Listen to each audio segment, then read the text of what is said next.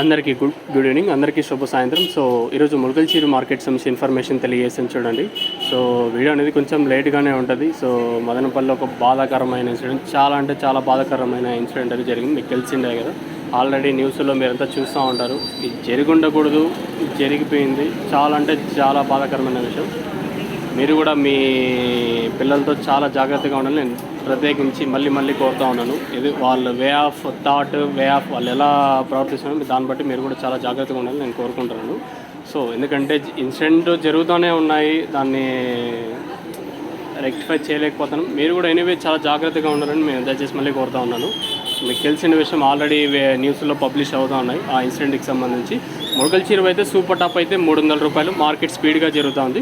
Market కొంచెం పర్లేదు, 150 రూపాయలు కట్టిన ఇంకా 300 రూపాయల వరకు ప్రస్తుతానికి ములకల్చీరు మార్కెట్ అయితే జరుగుతుంది.